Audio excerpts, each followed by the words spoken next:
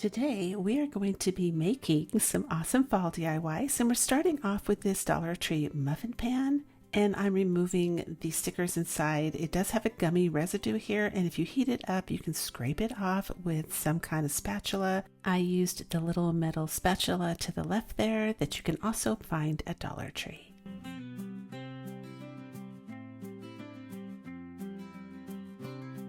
I went to Walmart and I picked up the pewter gray in apple barrel paint, and that's going to be the next paint color that I use to paint the tin.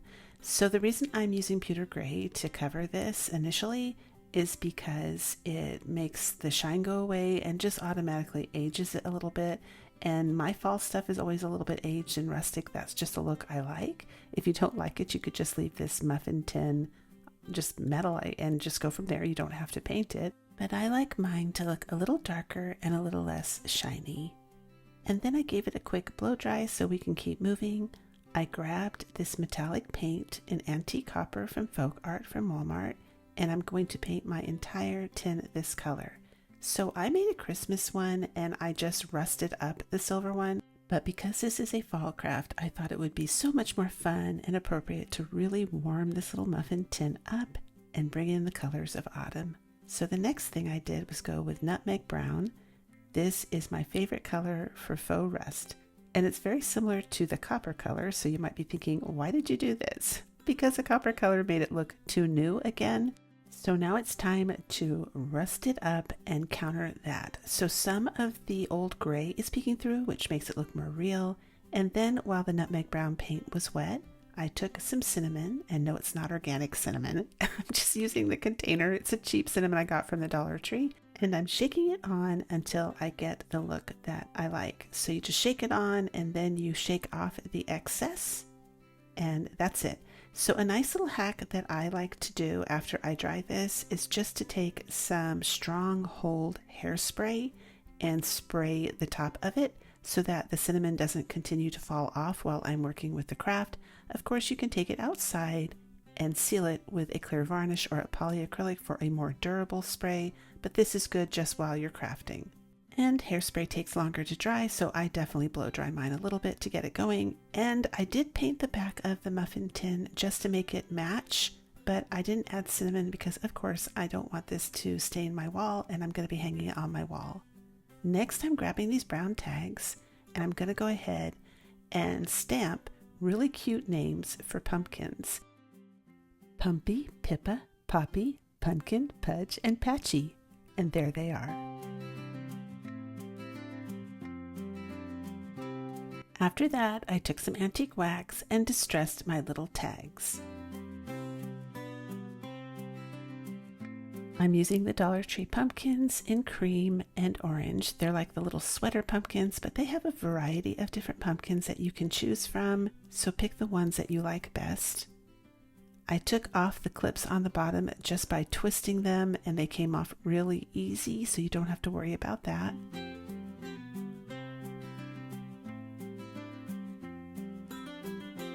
Next, I took some Spanish moss and I glued it around the top stem of each one of these pumpkins, being careful to go around the edge of the stem.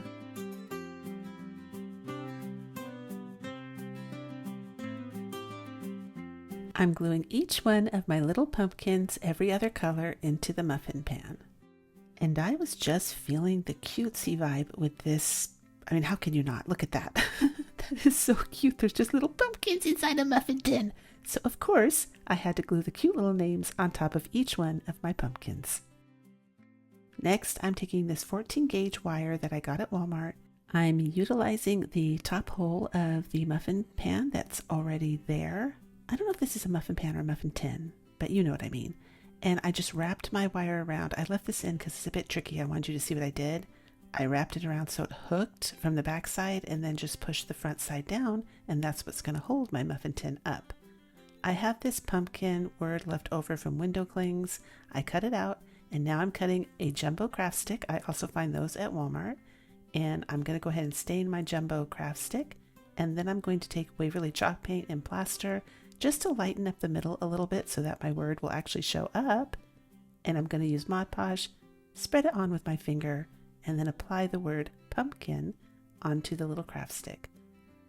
I'm gluing my pumpkin sign down on top of the wire at the top of the muffin tin. I was looking at this thinking it's missing something. I didn't want to add more Spanish moss because I felt like there was a lot already on the top of the pumpkin. So I took these little small fall leaves and just tucked those around the side with a little bit of glue. And this is what the final project looks like. I think it came up absolutely adorable. This is definitely a craft that will be perfect for a kitchen or a living room. It's just cute. It's a great conversation piece, and it is so festive and fun. I would love to know if you guys ever made anything with the Dollar Tree muffin tins, and if so, what it was, and of course, what you think about this craft today.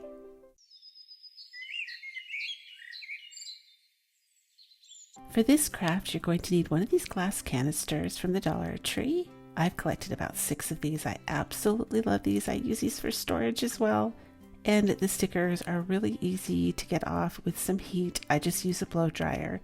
And a nice little trick that I do is when I take the sticker off and there is some glue left behind, keep tapping the sticker on it like this, and oftentimes you'll lift most, if not all, of the glue off, and whatever little bit remains, it's easily removed with rubbing alcohol, which is what I'm doing here, and a paper towel. I'm using this Dollar Tree pumpkin that I got last year. If you buy it in orange, it'll be a lot easier, but this is all I had, so I had to use this one, and I end up painting it instead. I'm cutting it in half. You're supposed to cut it a little bit more than in half, with the smaller end being the one with the stem. So I did have to go back in there and cut it a little bit shorter. And then I gently removed the stem. The stems are glued in, so you do have to go slow so you don't tear the styrofoam apart. But that's what the stem looks like when you take it out. Next, I grabbed the apple barrel paint in Harvest Orange, and I'm going to paint the pumpkin. So I don't know what got into me, because I know this doesn't work, and I kind of thought, well, just keep painting. Maybe if you put it on thicker, or you can do 2 coats. And I thought, what are you doing? Just dry it and paint it white first. So in case you're wondering why it became a weird color, I left that in the video, but I do end up just painting it white with some chalk paint. The chalk paint I'm using is from Folk Art Home Decor Chalk Paint, and any white will work for this. You're just wanting like a blank canvas basically, so that you can get a true orange. So I covered the entire top of the pumpkin.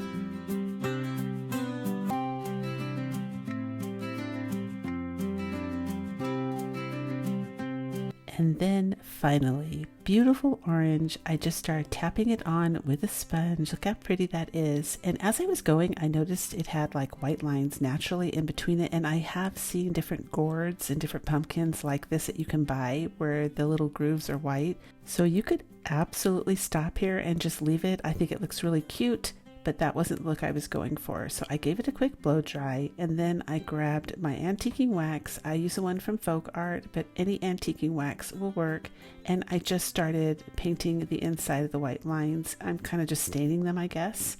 And anywhere that the pumpkin had little chips where styrofoam was showing, I also painted it brown, I guess, with the wax. You could also use brown paint for this. It doesn't have to be wax. But I figure pumpkins have a lot of different marks on it that are usually brown or white. And so a little bit of just tapping here and there. You absolutely don't have to be perfect with this. The more imperfect, the more real it looks like a real pumpkin. And then I just went around the edges and started to stain the edges like this. And then you'll see as I go on, I'm going to try and just stain like the top of the pumpkin as well, just to give it some dimension and some contouring so it looked more realistic. Here I go.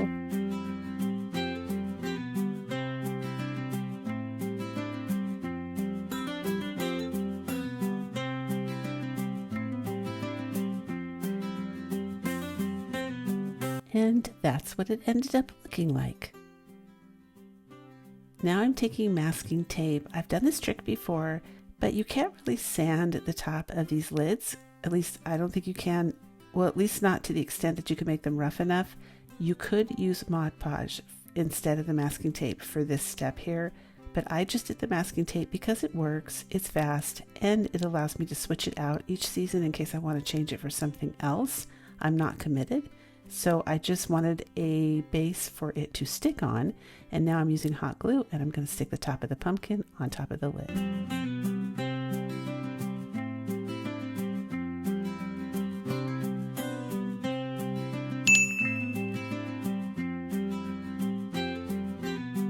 Now you're going to glue your stem right back into your pumpkin, and I turned mine to be facing, I guess, in the direction I wanted it to be, also with the nicest side of the pumpkin to the front as well, if that makes sense. I also added some excelsior grass around my stem, and I did that to the front and to the back of the stem.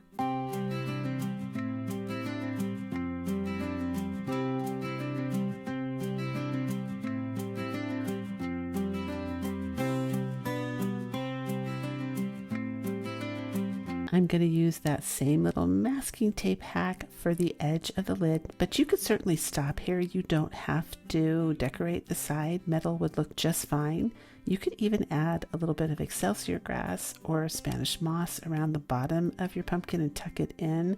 I just wanted to go for more of a cleaner look, but I'm using the masking tape for the same principle I use it for the top. I just taped it on, and that will create a nice surface to glue something else on. I'm using the Dollar Tree lace, and I'm going to go ahead and glue the lace on the lower edge of the lid.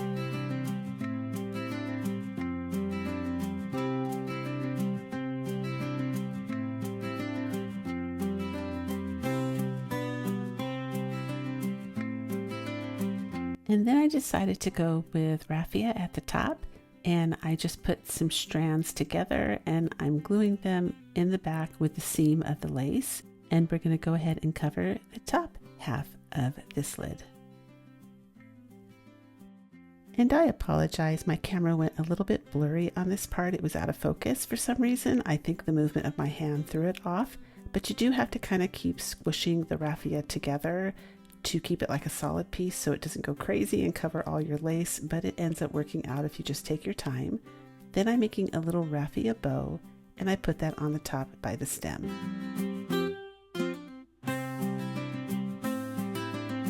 That was the final accent piece for this lid, but this is such a fun decor piece. I'm going to add some jack-o'-lantern chocolates, but you could add candy corn, you could add nuts, you could even go to the Dollar Tree and get some orange tulle and add some fairy lights and make this into a cute festive lantern. It is such a cute craft to me, and it's easy. I think anyone can make this. Let me know what you think in the comments.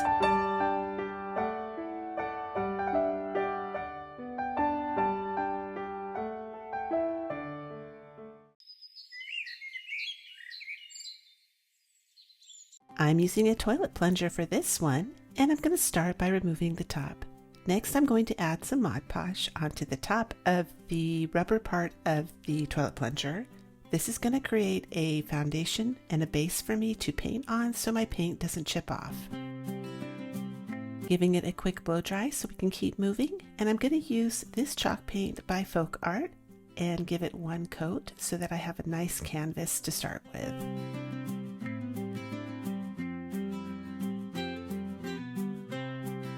Next, I'm going to use some antique wax, and I'm going to brush it on. Any antique wax will work for this. I use the one by Folk Art, and I'm going to cover all of my plunger.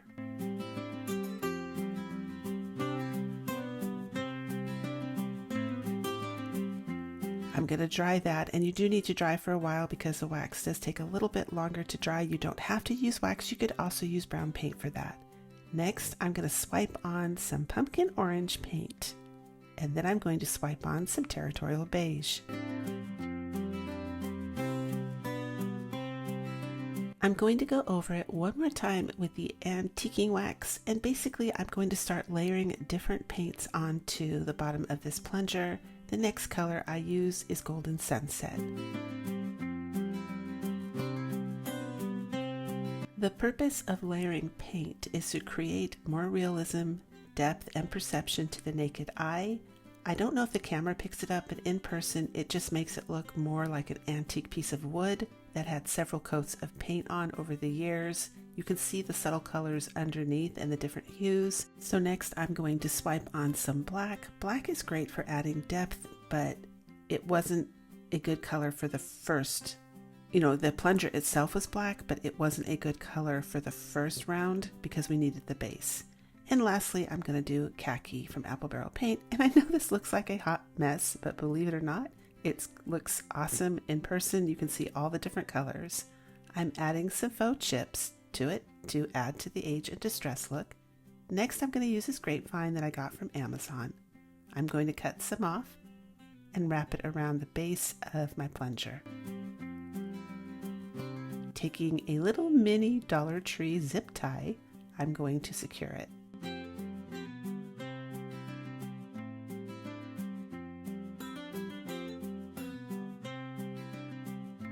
After that, I'm using some of the Dollar Tree pip berries in white and green, and I'm going to wrap that just above the grapevine.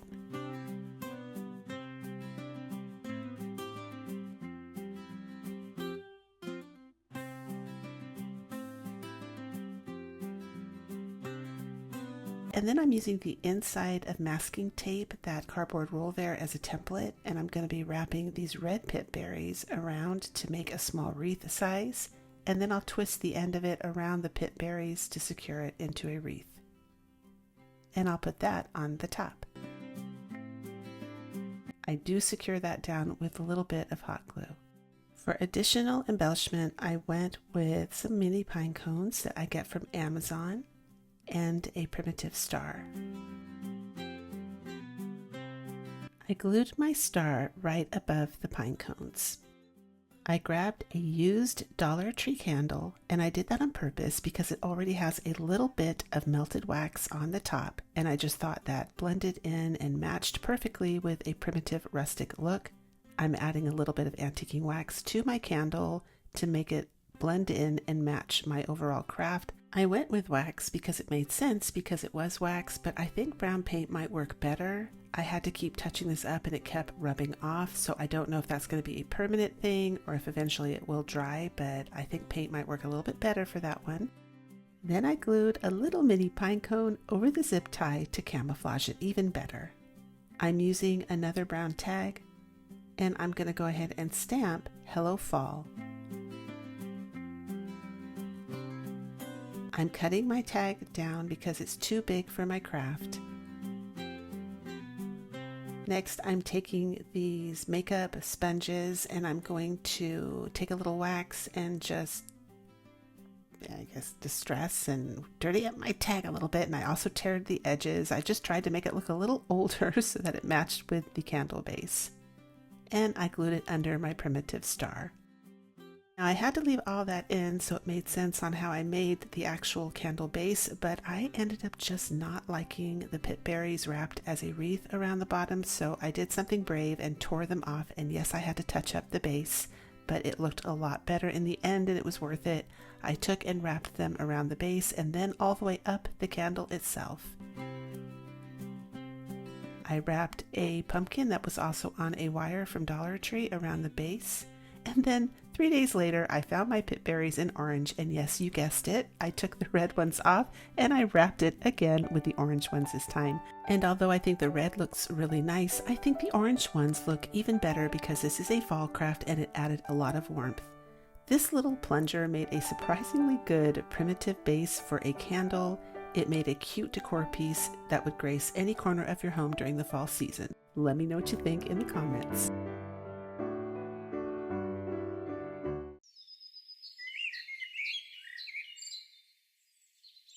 For this project, I'm using a Dollar Tree pumpkin and I'm removing the back sticker, but the front of it with the gingham print also came off. I didn't mean for it to, it just fell off. And so I'm going to go ahead and cover that with this pretty autumn scrap fabric that I have using a little bit of Mod Podge.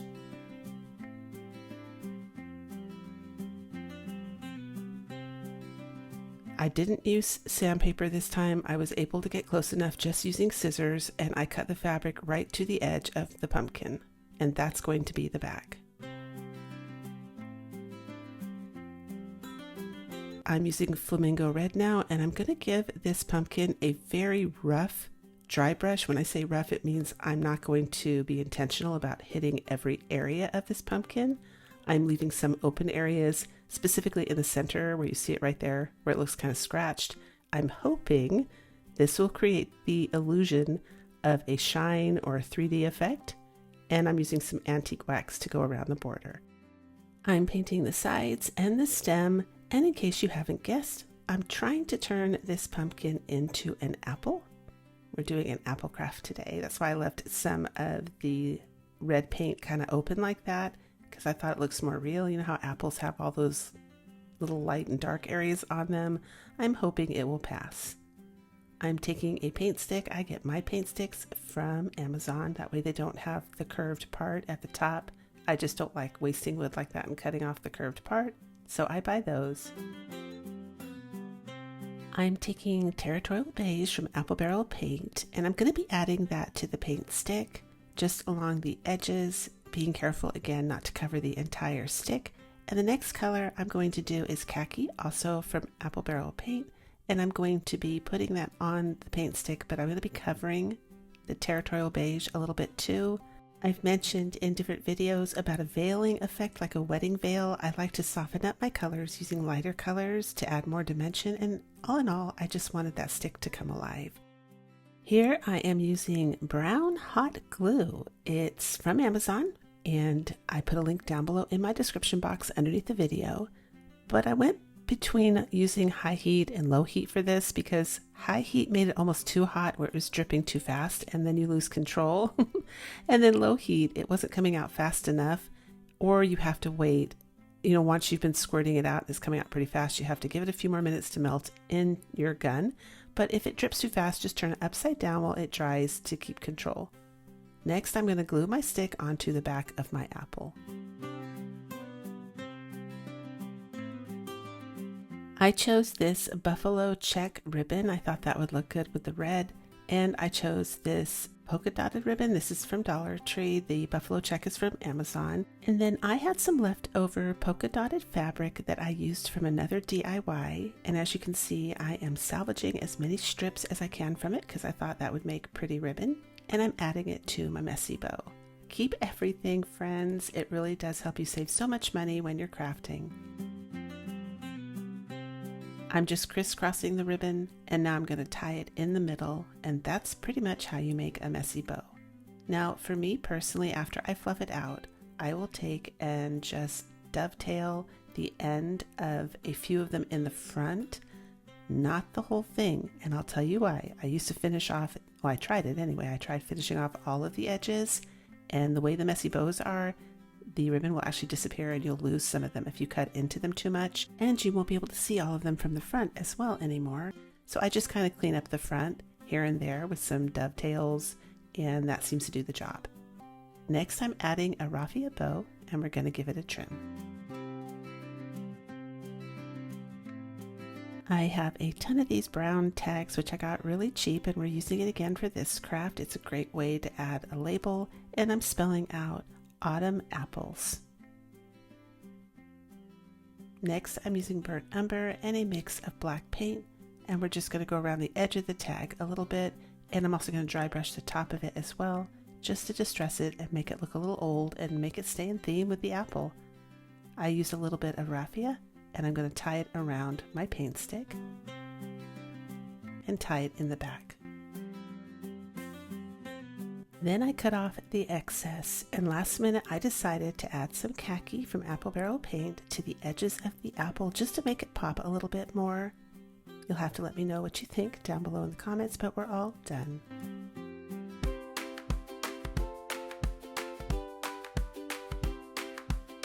You will have to let me know which one was your favorite in today's video, and of course if you had fun today and you enjoyed the video, give it a thumbs up, share the video, leave a comment, hype the video. That's a feature you guys can look for now. You can hype the video, and if you have some crafts you'd like to share with me, head on over to my Facebook page. You can share your crafts there, and of course I love you guys. Thank you for being here, thank you for watching, and I will see you again soon in the next video.